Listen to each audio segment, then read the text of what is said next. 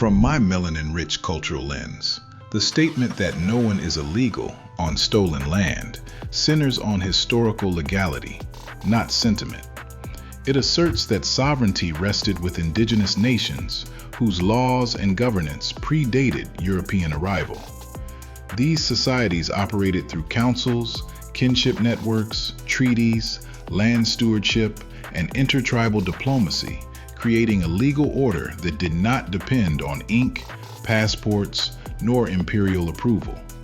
Indigenous governance ran on recognized systems, often oral and relational, yet robust enough to regulate land use, marriage, trade, and alliances.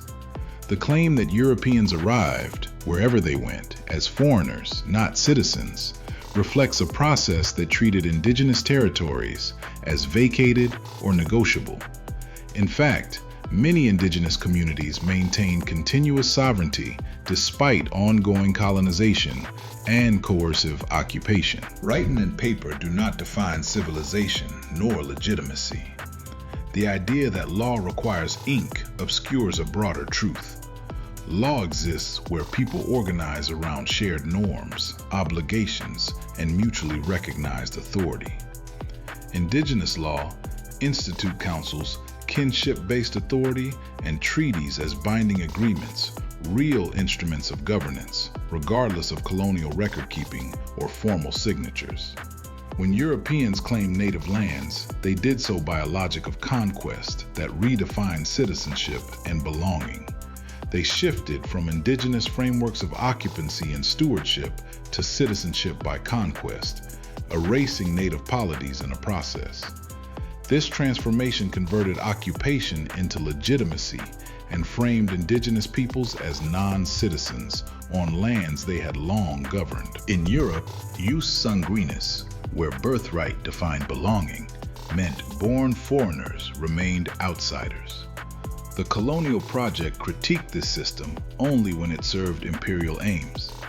In the Americas, the shift to jus soli reframed occupancy as the basis for belonging, seizing land and shaping identities by force rather than by consent or ancestral tenure. The Homestead era's crystalline clarity shows the legal contradiction. Land was granted to non-citizens on indigenous soil, while indigenous peoples faced removal, confinement, and violence.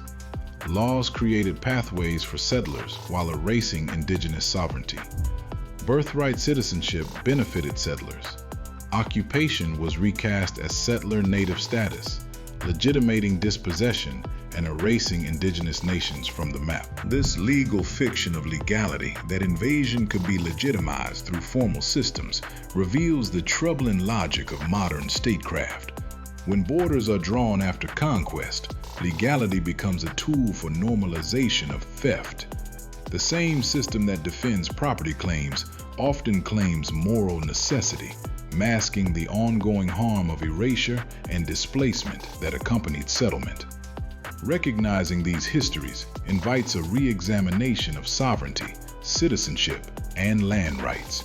It calls for acknowledging indigenous legal orders as full, enduring frameworks that predate and outlast colonial law.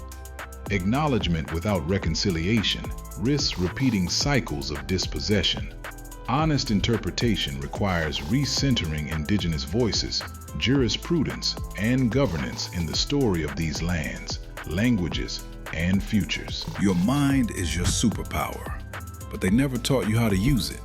At Majestic Mind Matters University, we unlock the history they hid, the culture they erased, and the strength they feared. From genetics to relationships, from ancient civilizations to modern love, we connect the dots they scattered. This isn't just education, this is reclamation.